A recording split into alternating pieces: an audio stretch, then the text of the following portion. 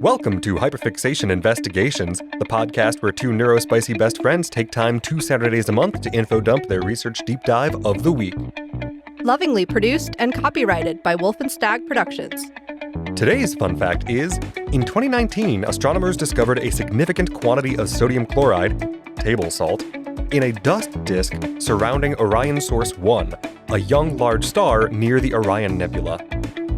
Good evening, I'm Kara, and I will be leading this week's episode, Salt, Up Close. Water, earth, fire, wind, and salt? Part 3 of our mini-series, You Are What You Eat, and a continuation of last month's episode 19. Good morning, I'm Josh, and I'm just along for the ride. For those of you joining us for the first time, how things work here is Kara will be guiding us through a mini-lecture on the topic, and we'll discuss and ask questions about today's topic throughout the episode. Expect tangents throughout. We switch off duties each episode, so next time expect Josh to helm the episode. Now to our regularly scheduled program. Kara, what have you been hyperfixating on this week? Well, Josh, we're continuing on with our exploration of salt. We're back again. We are. Most of this episode will focus on sodium chloride, better known as table salt, but not all of it. Do remember from episode 19, which was our salt overview, that salt in chemistry is any substance produced by the reaction of an acid with a base, so it can be all kinds of different things, and it doesn't have to be the edible versions of salt that we're used to. Yeah, there's a lot of different types of salt. There are. It gets weird. Yep. If I remember correctly, we had 3 questions from last episode, from episode 19. So one of the questions you asked, Josh, was why is Egyptian red salt called red salt? Is it just a color difference or is there a chemical difference? From what I could find, it is just a color difference. Okay. From kind of the difference between being at the top sheet of the salt pan versus being further down where there's other soils and stuff that might mix into it, that once you clear it out, it's just been dyed because of what's around it, but it's not chemically any different. Sure, it's maybe absorbed some other minerals, but it's not Itself, like a different thing. Second was, where did the phrase worth their weight in salt come from? So that was Roman soldiers were paid in salt, and it's also where the word salary comes from. And we get this answer thanks very much to one of our subscribers on YouTube, who answered this question in the comments. Hey, thank you, random. I'm pretty sure it's my cousin Dylan. Okay. But I can't tell you for certain. Okay. But I'm pretty sure. So D, if it is, you let me know. And then the last thing was I had a mention about thorium salt in nuclear power plants. Yes. We're going to be getting into that in our science section today. Yes. So to start off our close-up study of salt throughout time and space, we're heading back to ancient China. Nice. So most of this coming up information about China and salt comes from Salt: A World History by Mark Kurlansky, the book that I was talking about during episode 19. Yes, that's right. A lot of this is from chapter 1, A Mandate of Salt. I have cross-referenced a lot of this stuff, but this is the main focus of our history section today. One of the earliest verifiable saltworks in prehistoric China, which is pre-written history, was in the northern province of Shaanxi, which is an arid region, has dry yellow earth, and has a lot of desert mountains. Okay. So within this area, there's a salty lake called Lake Yunchen, and over history, it's had many, many wars fought for its control, specifically for the salt content. Crazy, right? I just, it makes perfect sense, again, given the value of salt and its usefulness, especially in preserving food. But it's so wild to me, how many wars throughout history have been fought over salt. Yes. Yeah. Yeah. And that's not even getting into the East India Trading Company being a whole problem. Right. For various spices. Lots of things. Yeah. Yeah. Which, salt was only one small part of that. Yep. According to Chinese historians, by 6000 BC, the lake's waters would evaporate in the summer, and locals would harvest the little square crystals that would float at the surface of the lake, which was also called dragging and gathering. Ooh, okay. Now, the earliest written record of salt production in China dates to 800 BC, and it's about the production and trade of sea salt from 1800 BC, so 1,000 years before. Oh my gods. It's unknown if these techniques that were written about in this record were actually accurate to that 1800 BC time period, but they were considered old processes by the time that record was written in 800 BC. Okay. And this is common, it seems, in ancient Chinese history of things being written about long ago times. And so there's always kind of a question of what's accurate and what was legend and what has gotten, changed and stuff like that throughout history before this stuff actually got written down. That's fair. Yeah. Yeah, because it's tough when you're dealing with a time gulf. Yes. Especially one as large as 1,000 years. Mm-hmm. But I also appreciate at the very least the retroactive attempt to get history written down and all that. Yeah. So the record from 18 BC, the production process that was described was that of putting ocean water in clay vessels and then boiling it until it reduced into salt crystals. Mm-hmm, mm-hmm. Makes sense. This was the technique that was spread throughout southern Europe by the Roman Empire about 1,000 years after this Chinese account was written. So that's about 200 AD. Okay. We next move on to kind of the iron stage of salt production. So iron comes into play with Chinese salt in about 450 BC with a man named Yi Dun. Okay. He is believed to have made salt by boiling brine in iron pans, which was an innovation that would essentially become the leading technique for salt production for 2,000 years. Yeah, I remember you mentioning that a little bit last time.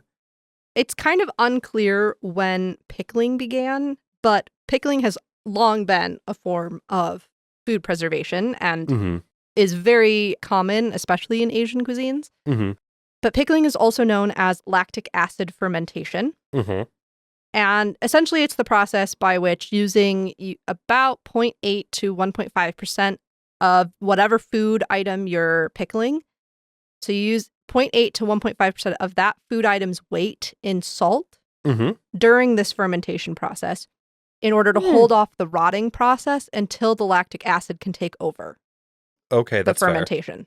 Because there is this time lag between starting and the lactic acid actually forming enough and fermenting enough to preserve the food. Yeah, fair. Yeah. So you got to keep it stable enough in the meantime. The ancient Chinese pickled in earthen jars for a very long time, but due to what's called calm yeast production, which was kind of a byproduct of this production process, there was often a lot of cleaning and extra steps involved with earthen jar pickling. So it's really not used much at all anymore. For the most part, you see people pickling in glass containers. Yeah, that's fair. The other big thing with pickling is keeping everything submerged in the liquid. But there's all kinds of different pickled vegetables, and they're a staple in many cuisines. And one of those cuisines, notably, is the Sichuan Chinese cuisine. And Sichuan has always been a very important area for salt production. They have a little town called Zigong. Well, it was a little town, and it was hilly. And so it would create a lot of naturally forming brine pools and brine wells. And it grew into a very major city in ancient China because of these pools. Yeah, that makes sense. So now we're coming up to about 250 BC. So we're still in ancient time, right? Yeah. Li Bing was an engineer who was also the governor of Shu, which is today Sichuan. And which area of China is that roughly? Sichuan is a northern province of China. Because I've heard the name plenty of times, but also I don't know Chinese geography that well. Yeah. So no, it's a northern province, and salt has been produced there since as early as 3000 BC. Yeah. So Li Bing, the governor, found that the natural brines that they found in these wells and created salt from didn't actually originate in the pools. They came up from underground. So in 252 BC, he ordered the first brine well to be drilled, manufactured, and not just naturally occurring. Now, interestingly, as these wells were dug, some went up to and beyond 300 feet deep. Oh my God. Yeah. Salt workers, diggers, and local community members would suddenly get sick, or the wells would spit flames and explode randomly. That bodes well. Yep. So it was believed, understandably at this point in time, that there were evil spirits that would come up from the underworld through these wells. I mean, yeah.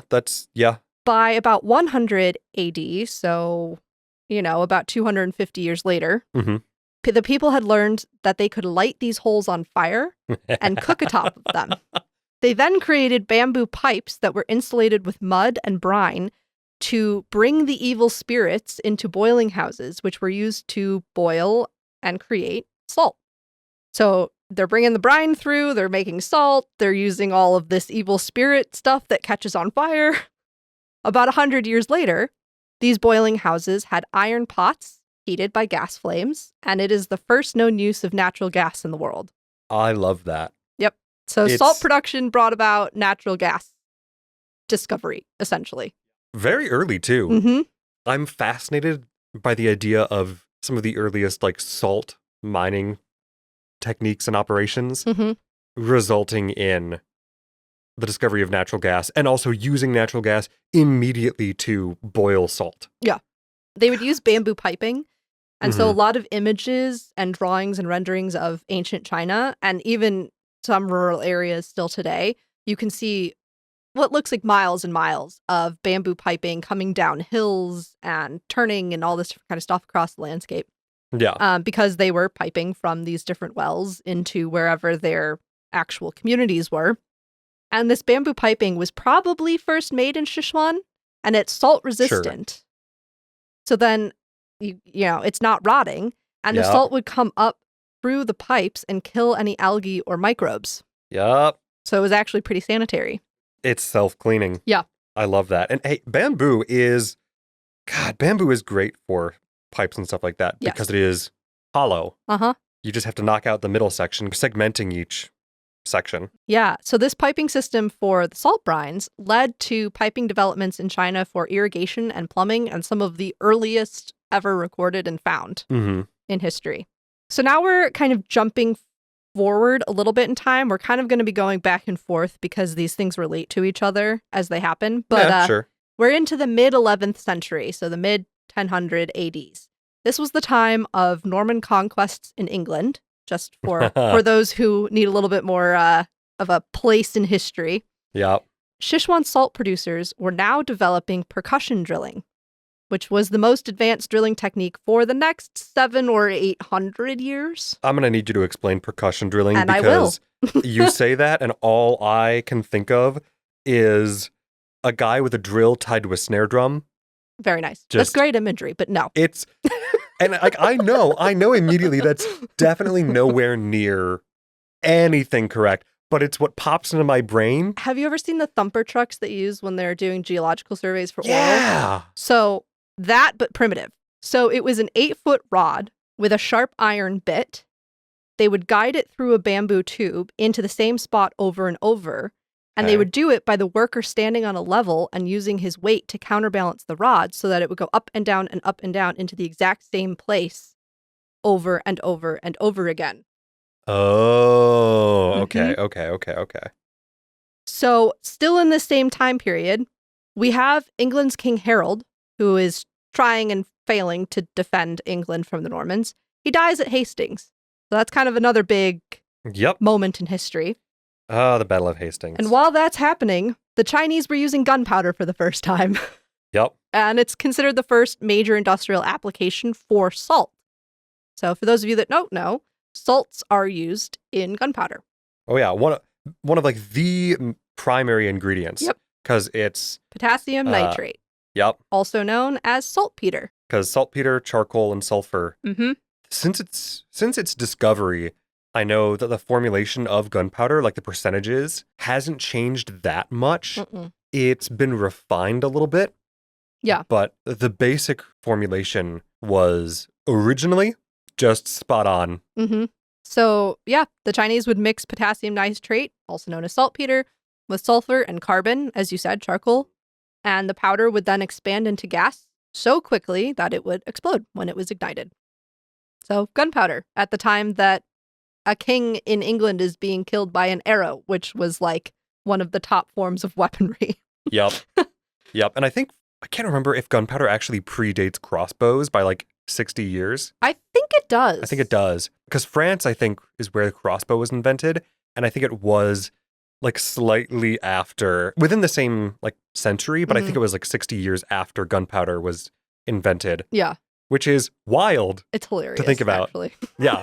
It's okay, hey guys, we made a better version, easier to use version with less muscle training to fire an arrow faster.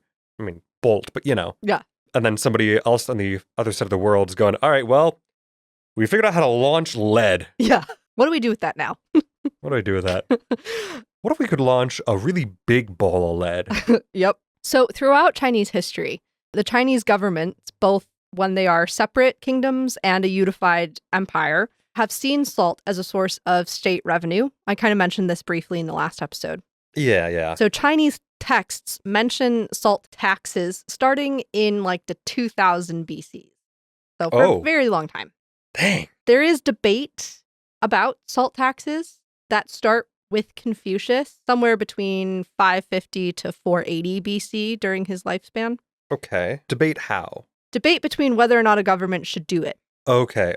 And this debate is very, very long lasting. So we're going to go through just a little bit of how that kind of represented in Chinese politics in the ancient Chinese world. So the Qin dynasty is the first real dynasty in China. It unified China in 221 BC, and it followed a more legalist way of ruling, which is laws, punishment, everything for the good of the state. That's sounding familiar. You know.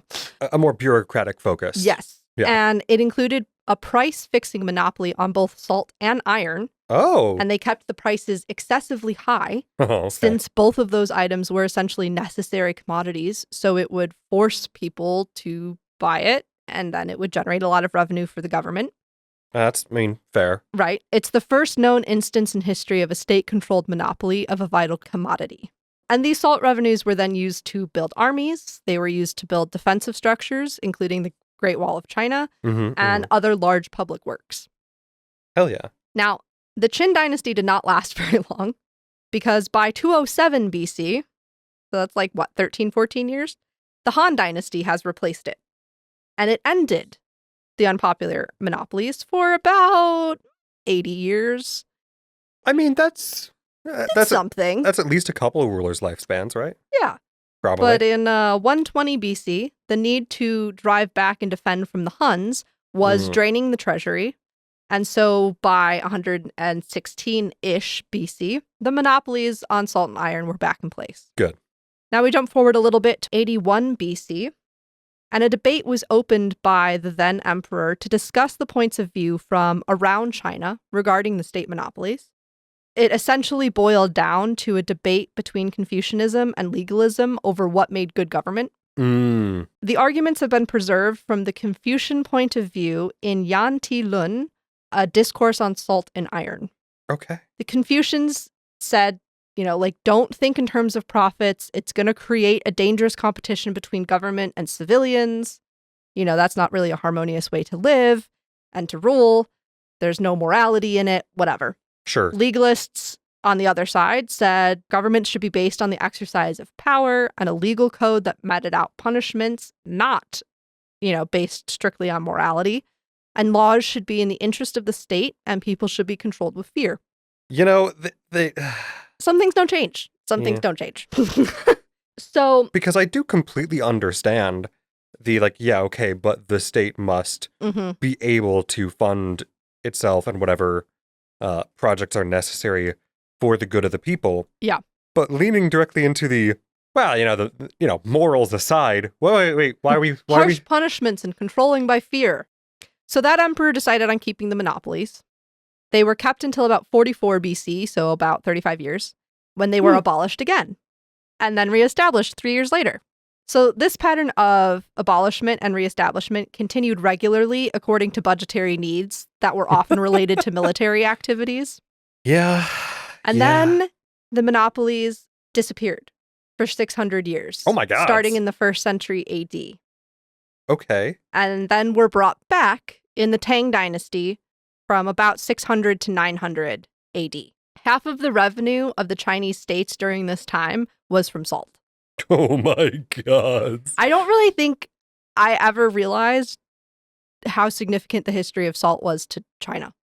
No. In Chinese history. So across the history of China, essentially, many of the most popular and significant uprisings were in protest of the salt monopolies. Amazing. And the state taxes. So that's kind of our history lesson, case analysis, if you call it, on salt in ancient China. Lovely. So now we're going to move on to our science section. This is split in two. We have a science section and then we have a medical section. And in between the two is going to be our intermission. Okay. So the medical section's like big. Well, there's a whole other section after the medical section. Okay. Yes. Gotcha. Well, I work with the words I'm given. I know. Our science focus today is going to be on thorium salt in nuclear power. Yeah. The thing that you had asked about during our last episode. We're going to go kind of in opposite order of explanation here. We're going to talk about the thorium reactor that's been built in the Gobi Desert. Yes. And then we're going to talk about the salt aspect of it. Hell yeah. So, as I just said, the first thorium reactor nuclear power plant has been built in the Gobi Desert, and it was built by the Chinese Academy of Sciences. Mm-hmm. It's a 2-megawatt reactor that is operational, and they have successfully reloaded it while it was still running.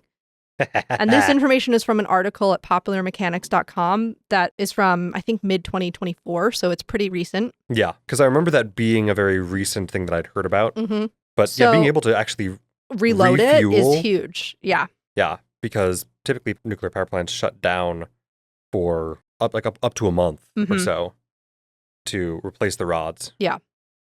So thorium is a more accessible and less dangerous material than uranium, which is currently the most common fission fuel in nuclear power plants. And these reactors use molten salt instead of water to cool the fission reactor, which is also safer in the event of a meltdown. So I'm going to go into a quote from this article because it's a lot of sciencey stuff that I'm not going to be able to paraphrase more successfully than it is written in quote form. Fair. So thorium-232, the isotope of thorium that most commonly occurs on its own, is not capable of undergoing fission by itself. It's actually stable. Correct. By capturing an extra neutron, however, it can morph into protactinium, which decays into uranium-233. Yep. This can be achieved by exposing the thorium to extreme radiation, which bombards it with enough neutrons for the transmutation to happen. Protactinium is then extracted from the reactor's active zone before too many neutrons can be lost. It is possible to recycle the uranium-233 decay into new fuel or continue fueling the machine with it as is, the latter of which is usually done with molten salt reactors like this new thorium reactor. And U-233 is a kind of safer, more stable, from what I can understand, version than uranium-235. Yeah, U-235's got a lot of kick to it. Yeah. Interestingly, during the Cold War, the U.S. spent almost $1 billion developing stealth bomber planes with molten salt reactors using thorium as their power source. Of course. Yeah. And the first functional molten salt reactor was actually developed at Oak Ridge National Laboratory in Tennessee. Oh. And it ran at full power from 1965 to 1969. But the Department of Energy was like, nah. But all of the research from this facility was available to the public, and it's probably where the Chinese kind of kicked off their research of this and their specs and stuff like that. That's fair. So this is another direct quote about molten salt from this article. Most nuclear reactors use water as a coolant, but because water is volatile, it requires high pressure to be maintained so that it stays in its liquid state. Oh, yeah. Without that pressure, it evaporates, right? And reactor fuels could then overheat and suffer meltdown. Using molten salt, and I promise we'll get into a little bit more of what it actually is in a moment, using molten salt prevents radioactive sludge from leaking because the boiling point of the salt is too high. So it doesn't evaporate with the reactor temperatures. And in the case of overheating, the molten salt circulating through the reactor will expand and halt the reaction. Molten salt reactors can also use molten salt in the fuel, which makes it prone to freezing in case of a breach, which is a very good thing. And the fuel in those vessels or pipes will spread and cool until it finally freezes in place. Love that. So this specific reactor that China has built uses molten salt both as a coolant and in its fuel as kind of extra safety measures. Nice. All right. So now we're going to get into a little bit more about the specifics of molten salts. So this is from a very complex sounding science article that I just have like an abstract from one chapter. Okay. That made enough sense to my brain that I put it in here. Okay. So this is from Storage and Hybridization of Nuclear Energy, chapter 5.2.7.2, Molten Salts by Samuel C. Johnson et al. Yep. So, quote, molten salts are a phase change material that is commonly used for thermal energy storage. Mm-hmm. Molten salts are solid at room temperature and regular atmospheric pressure, but change to a liquid when thermal energy is transferred to the storage medium. In most molten salt energy storage systems, the molten salt is maintained as a liquid throughout the energy storage process. Molten salts are typically made up of 60% sodium nitrate and 40% potassium nitrate, and the salts melt at approximately 220 degrees Celsius. Molten salts are often used with concentrating solar power plants, which are called CSP plants, to store thermal energy for electricity generation. In these CSP plants, excess heat that is not used for electricity generation is diverted into these molten salts, which is then stored in an insulated tank. So you're storing the energy. Yes. Which I will say, physical batteries like that, fascinating in their own right. Totally. Because we should actually do an episode on those because that's so cool. But anyway. Yes, because there's a lot of different types that I want to get into someday, yes. But yeah. After sunset, this thermal energy can be used to produce steam and generate electricity when the sun is no longer providing energy to the CSP plant. This thermal energy storage capacity can also be used to smooth electricity production throughout the day and mitigate the variability associated with solar technologies. In fact, the integration of thermal energy storage capacity can increase the capacity factor of a CSP plant from 25% to nearly 70%. Which is a big difference. Yeah. So that's kind of another application of molten salts. That's not the reactor. That's more like solar plant. Yeah. Battery energy creation. But I think it gives an important insight into how they work and also the breadth and width of what they can do. Yeah, because, hey, molten salts are really cool. Yeah. And it is quite nice that they are as stable as they are. Yeah. Yes. So moving on to kind of an even more simplified explanation. Mm-hmm. The simplest explanation of a molten salt would be to heat sodium chloride, or table salt, to a red heat, which is greater than 801 degrees Celsius, or 1,474 degrees Fahrenheit, upon which it would melt into a liquid. This liquid is stable, it has a heat capacity similar to water by volume, and flows much like water does. The major differences are the obvious higher temperatures attainable in the molten salt state, and when the salt solidifies or freezes, it contracts versus expanding like water. And remember, we talked about it freezing when it comes to this thermal reactor. And most things, when they freeze, do contract rather than expand. Right. Water's the weird one that expands. Yeah, it's just that we're so used to that sometimes that feels like the norm. Mm-hmm. But because most things, when they freeze, they're actually just entering into a crystal lattice. Yeah. Like they're getting stuck in a crystal lattice shape that is generally more compact than if they were just sitting loosely next to each other and vibrating around. Mm-hmm. So this means, for example, that like molten salt freezing in a pipe would not burst it the way water would. Yeah. Because it's not doing that expansion. So molten salts, and when they say it like this, molten salts, there is the sodium chloride, there is the potassium nitrate versions, but there's all kinds of different versions of this, right? It's right. Different salts are used for different things, and molten salt are just kind of a category. Molten salts conduct electricity, just like when you dissolve salt into water and then that salt water can conduct electricity. Mm-hmm. Some of the salt molecules are dissociated into ions, and then the ions conduct electricity. Yeah. And like I said, molten salt is kind of an overarching term. So molten salt technology, it's a catch-all phrase that includes some very diverse technologies. We go from electrochemistry to heat transfer to chemical oxidation and reduction baths to nuclear reactors. And all of these technologies are linked by the general characteristics of molten salts, which are they can function as solvents, they have good heat transfer characteristics or heat capacity, they function like a fluid, similar to water, they can attain very high temperatures. The red heat is typically over 700 degrees Celsius. That's pretty hot. Yeah. They can conduct electricity, And some molten salts have chemical catalytic properties. Yeah. One of the things that molten salts are also used for is molten salt oxidation, which is MSO. Mm-hmm. And MSO have the advantage of having large amounts of sodium in close proximity to decomposing chemical weapon molecules. So this is very significant because chemical weapons usually contain large amounts of fluorine, sulfur, chlorine, which can all form radicals, which can cause carcinogens, such as dioxins. Oh, yeah. So the long residence times of these chemical weapons in a molten salt bath, as compared to incinerating them, for example, combined with the presence of large amounts of sodium, allows the chlorine, sulfur, and fluorine radicals lots of time to become stable and safe. Sure.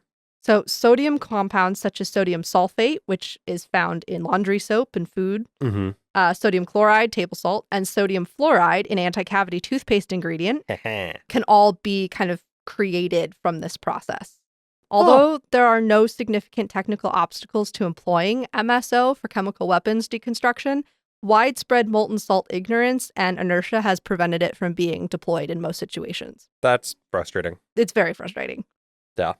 I'd much rather we pursue the seemingly safer, more stable disposal options. That are also better for the environment.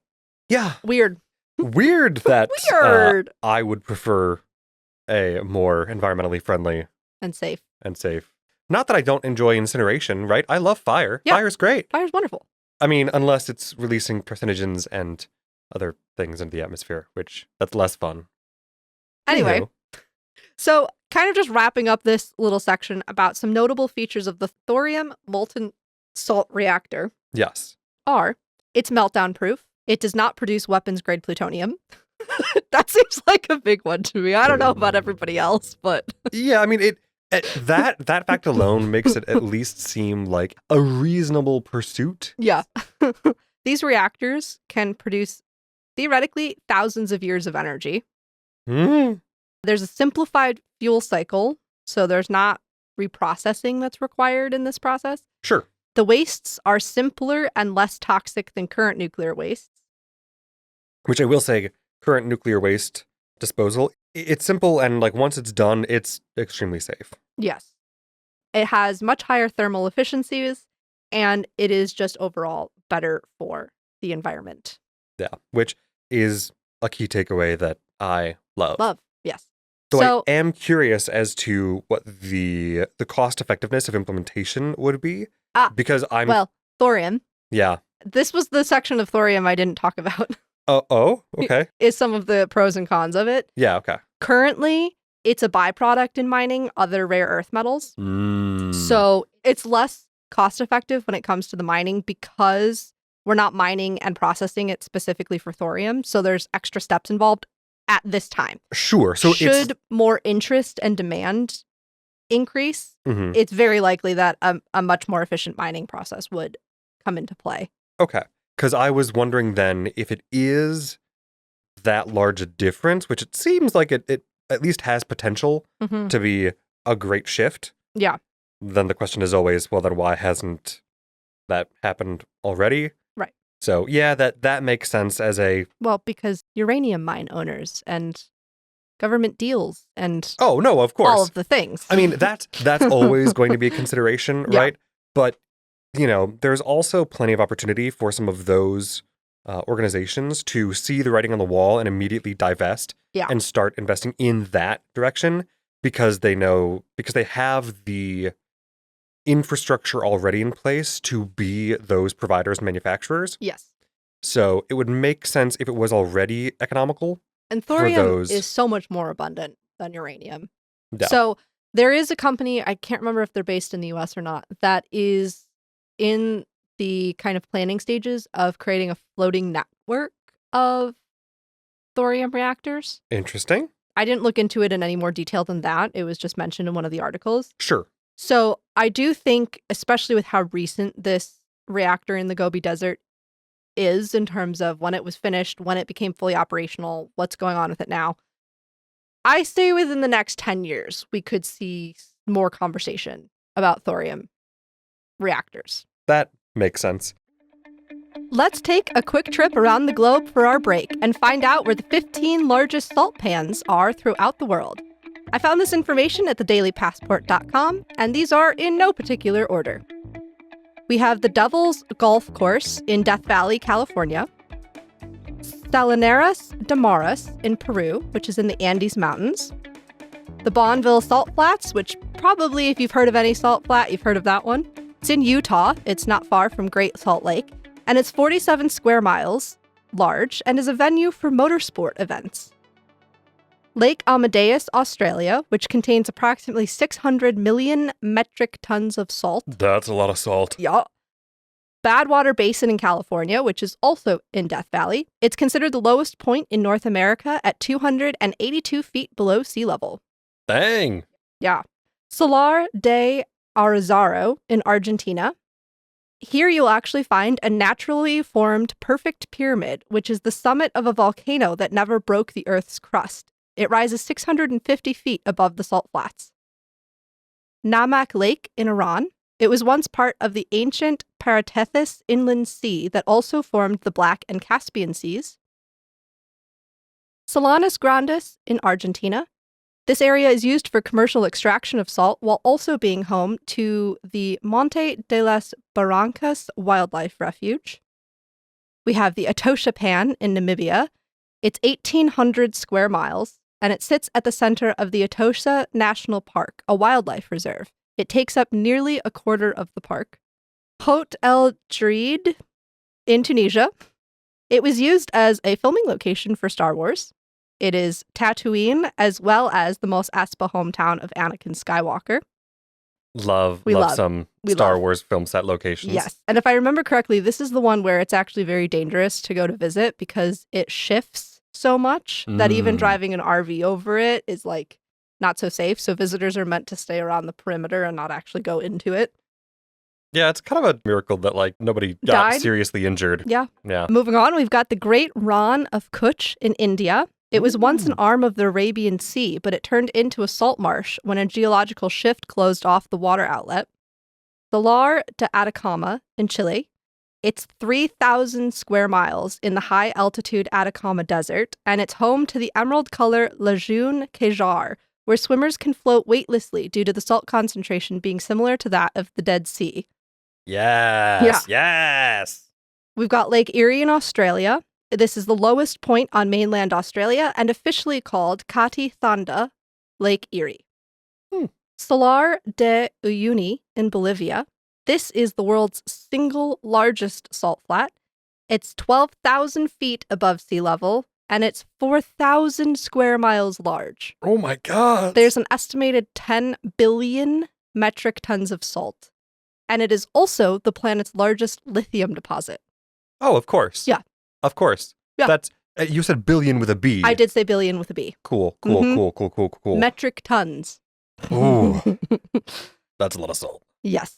And then finally, we have the Makgadik Gadi pans in Botswana.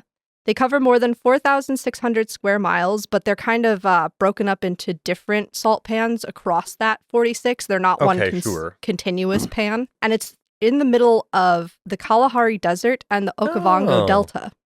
It's a natural habitat for elephants, giraffes, hippos, antelopes, zebras, and wildebeest. Got to get their salt?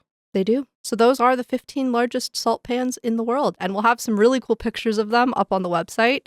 There are some really awesome pictures of salt pans that have just a thin layer of water over them. And so it creates this reflective surface and really cool sunsets. So go take a look on the website. Nice. For those who appreciate social media updates and episode reminders, please follow us on YouTube at Hyperfixation Investigations Podcast or on Blue Sky at HI-podcast, or sign up for our email list at our website to ensure that you never miss a thing. And please leave a comment or review on YouTube, Spotify, Apple Podcasts, or even on our website. We love to hear from you, and it helps us a lot. If you would like to contribute to us directly and help us continue growing, consider subscribing to our podcast on Patreon. Now let's head back to our episode. So now let's move into kind of a subsection of the science section, which is the medical section. And we're going to talk about a disorder called POTS, Any of you who know me have heard about this. Oh, I wonder why we're talking about this in this episode. Strange. So I have not been diagnosed with this. I want to put that caveat out there into the world.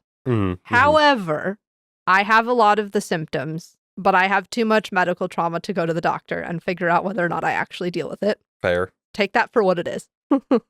But POTS is an acronym for Postural Orthostatic Tachycardia Syndrome.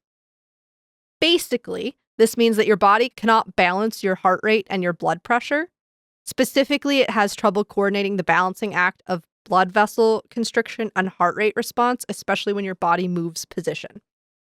So normally when you stand up, gravity causes somewhere between 10 to 15% of your blood to settle below your heart, abdomen, legs, arms, like the lower part of your arms, feet, etc. And this means that less blood reaches your brain, which can cause lightheadedness. If you don't have something like POTS, this lightheaded feeling doesn't really happen very often because your leg muscles help to pump blood back up into your heart. So that's the constriction of the blood vessels and stuff we're talking about. In addition, your autonomic nervous system turns on what are called rapid responses. And it compensates for this lower amount of blood going to your heart after standing up by releasing the hormones epinephrine, also known as adrenaline, and norepinephrine. Now, these hormones typically cause your heart to beat a little bit faster and with more force. And norepinephrine also causes your heart vessels to tighten or constrict. And this all results in more blood returning to your heart and your brain when you've changed positions. Right. People with POTS tend to pool a larger amount of blood in the vessels below their heart when they stand. And their body responds by releasing even more norepinephrine or epinephrine or both to try to cause more squeezing of the blood vessels. And for several and often various reasons, their blood vessels don't respond normally to the hormones. And because their heart remains able to, the heart is still responding to those hormones, even though the blood vessels aren't, the heart rate increases. And this can cause a whole bunch of symptoms like rapid heart rate, palpitations, dizziness, fatigue, headache, shortness of breath, face paling, disrupted sleep, and presyncope or syncope, which is feeling like you're about to pass out and actually passing out. These symptoms can often get worse in warm environments like hot showers or standing for a long period of time in a waiting line or being outside for a long amount of time, strenuous activity, when you're sick, during menstruation, etc. Pretty much whenever your body's in any kind of flux state. Any amount of distress, really. Correct. Yeah, good. POTS is typically seen in women between the ages of 15 to 50, though men can have it too. And major life stressors like significant illness, pregnancies, traumas, surgeries, etc. can increase the risk of developing it. So it can be something you're born with. It can be something you develop genetically and just like hereditary. And it can be something you develop kind of out of nowhere. Maybe she's born with it. Maybe trauma. Yeah, right. Yeah, exactly. And it affects anywhere from 1 to 3 million people in the US alone. So it's not all that rare, even though it's not all that talked about, unless you happen to exist on that side of TikTok, in which case you know exactly what I'm talking about. Right. It's not uncommon. Right. Though it is a relatively small fraction of the population. And it's probably underdiagnosed because it's hard to diagnose. Yeah, that's... They kind of, it's exclusionary diagnosis, is that what it's called? They have to rule every other option out. Yeah, exclusionary diagnoses are tough. Yeah. So there's blood tests and tilt table tests and nerve stress response tests and all kinds of stuff. And only when they prove it's not a cardiac condition, it's not a whatever, only then can they say, yes, you have POTS. Jeez. So you can see part of why I have not gone to the doctor to figure this out yet. Yeah, weird. Well, especially considering how much other shit you've had to do. Right. It's like similarly for other shit things going on. And, there's also been conversation amongst the female autistic community or people in female presenting bodies in the autistic community and neurodivergent community about a correlation between POTS, hypermobile Ehlers-Danlos syndrome, and neurodivergence, and whether or not the trauma of being neurodivergent could play a part in why we develop these things. They may be autoimmune disorders, etc. That's a different conversation for a different day. But. Right. But there is at least some discussion of correlation, potential comorbidity. Yeah. So now what you all might be wondering is, how does salt play into all of this? Oh, yeah. That's right. This is a salt episode. Weird.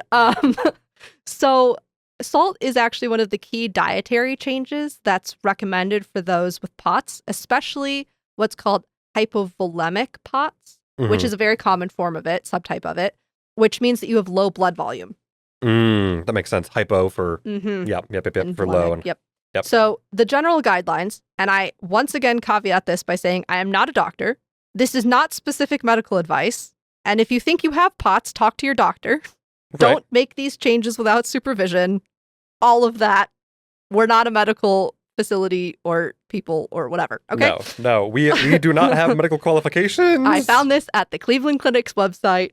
Take that for what it means. All right. So general guidelines when it comes to salt and POTS is to increase the sodium intake from 3,000 milligrams a day to 10,000 milligrams per day. Oh, that's pretty significant. Yeah. As well as ensuring that you're drinking somewhere between 2 to 2.5 liters per day of fluids. Water is considered best, and that's usually half to 2/3 of a gallon of water. Okay. Salty snacks like broths, pickles, olives, sardines, anchovies, nuts, those are all a good idea. A lot of people with POTS have them in kind of like a go bag. Some people literally just have salts that they can sprinkle on stuff or put on their tongue, electrolyte mixes for your water and drinks and all that. Chips and the like can help with a short-term flare, but long-term healthier salty options are considered best. Fair. And the whole thing with salt, right, is that salt plus water equals blood. So if you are hypovolemic, you have too little blood, you need to create more blood. So by eating more salt and drinking more water, you create more blood. And this also helps with the pooling in the areas below the heart, as well as the hormone release and absorption. That makes sense. It's not all just going buck wild in your system. Generally, I'd say that having too little blood in the body, whatever the reason, probably bad. Probably not a great idea. Yeah. Replacing it any way possible. Yeah.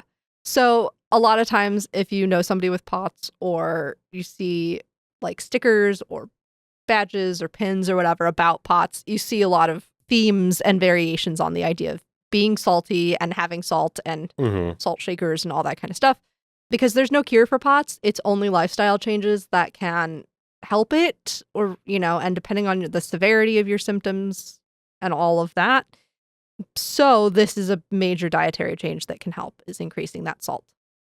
Because it is an essential nutrient for us. Yes. So that's kind of the wrap up of the medical and the science section. And now we're going to move into kind of what I'm calling the humanity/religion close up. It's mostly religion. Sure. And we're going to talk about salt in Christianity.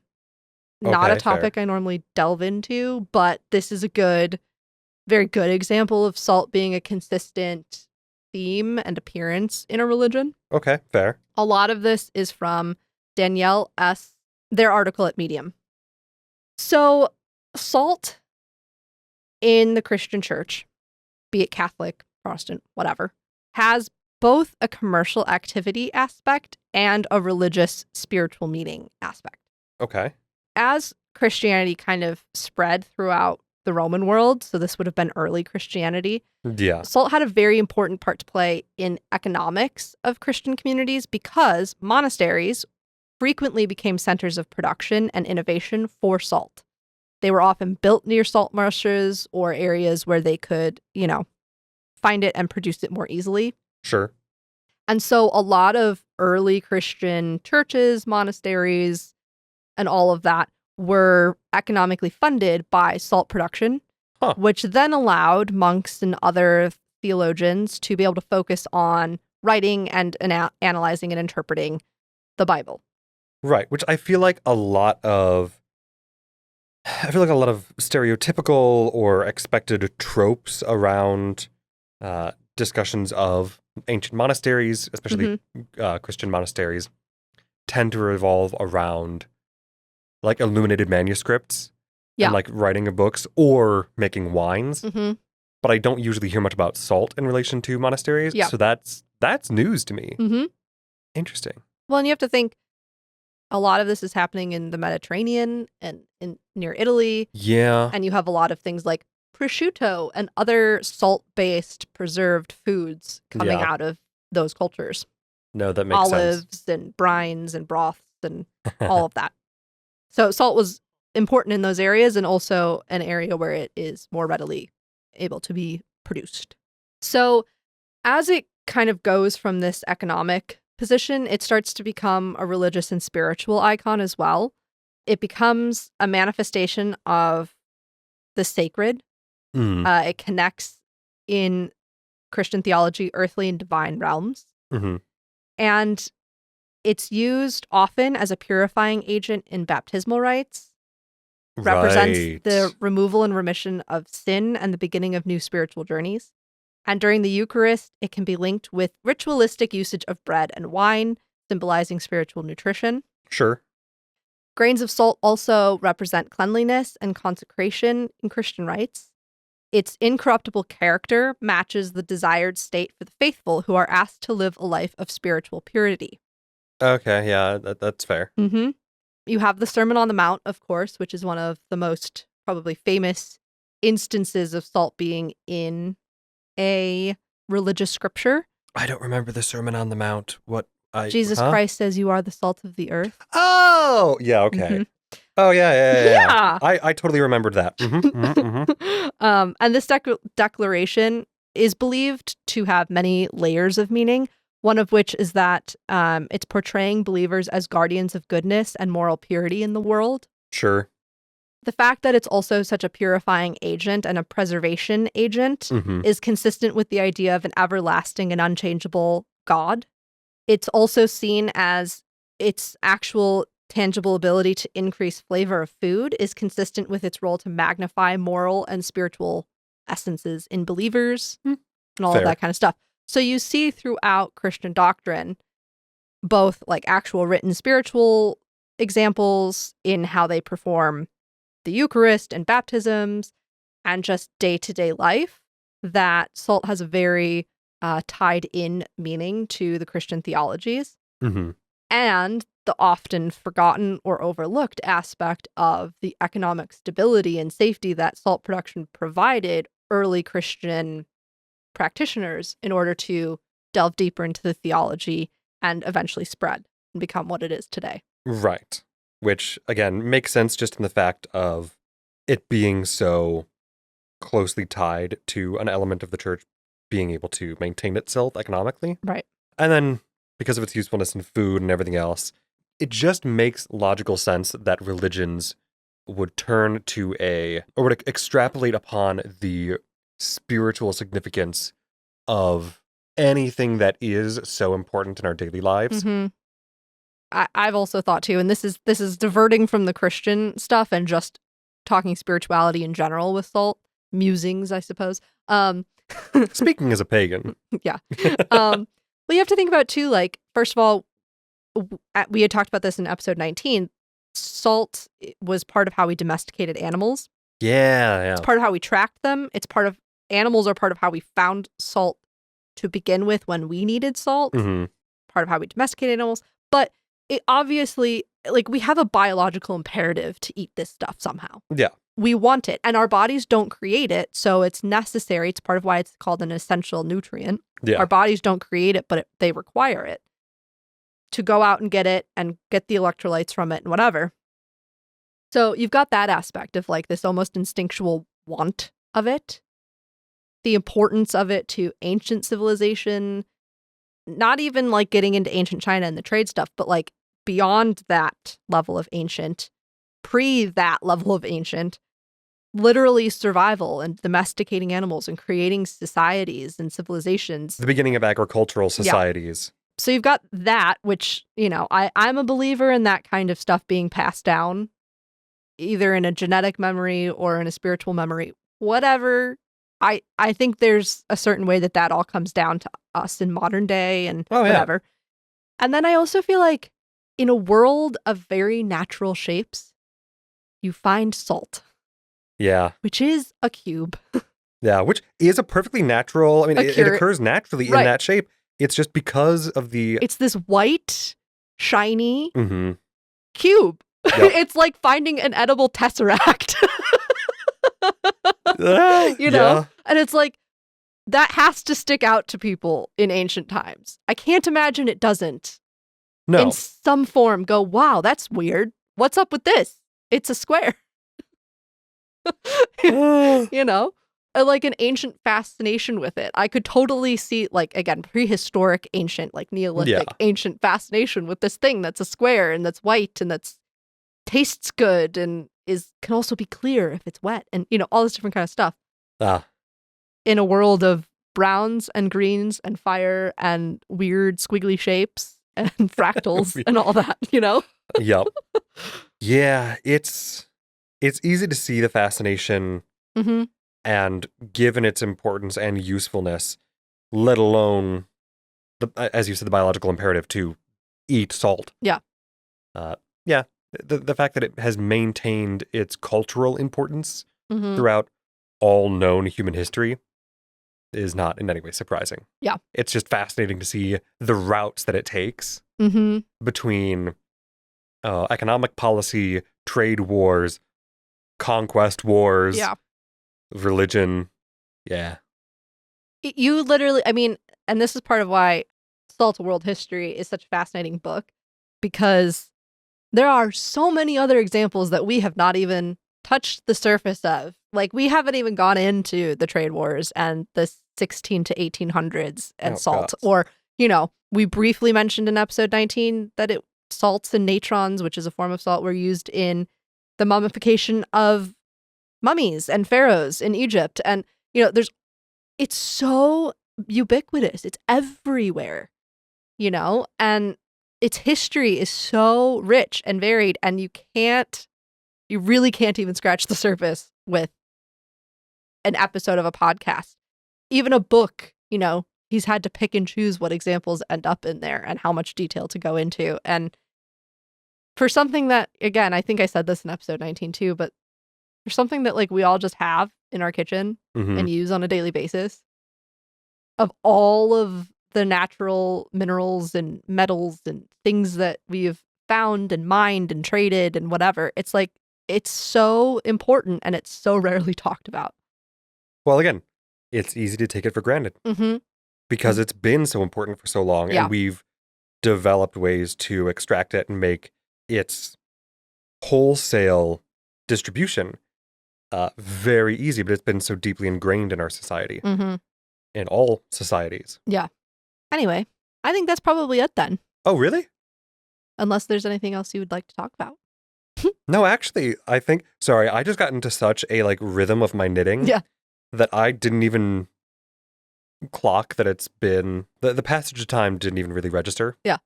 So, yeah, no, but that's fair. We have covered a lot, I guess. We have.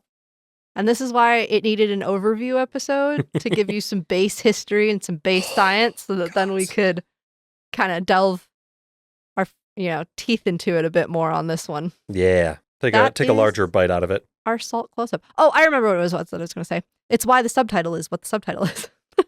What is the subtitle again? The subtitle is Water, Earth, Wind, Fire, and ... salt. Right. Because if you go to our resources list for episode 21, you're going to see that there's 2 documentary episodes on there. One of them, I think it's the one from National Geographic, one of the guys that they're talking to and interviewing for this episode, and it's about salt, obviously, talks about how, kind of colloquially, in ancient times and colloquially now, there was a long-standing tradition or idea that salt was the 5th element. Right. Yeah. Yes, because I remember some pagan traditions would use salt as a 5th element and or sometimes make it interchangeable with spirit. Yeah. Well, and let's not even talk about, we'll have to do a whole episode on alchemy one day because... Oh, yeah. So salt's the 5th element. Amazing. That's why the subtitle is what the subtitle is. Salt is a 5th element, not Lilu. No. Lilu. Shame. Good movie. Weird movie. Yeah. But classic. Anywho. That's a wrap on episode 21, Salt Up Close. If you'd like to delve further into this topic, our research sources and related images are posted on our website, hyperfixation-investigations.com. Again, that is hyperfixation-investigations.com. Thank you so much for listening. Follow us on social media for updates and check out our Patreon to support us directly, join our Discord community, and receive other special perks. See you next week. And remember, what's a little info dumping between friends?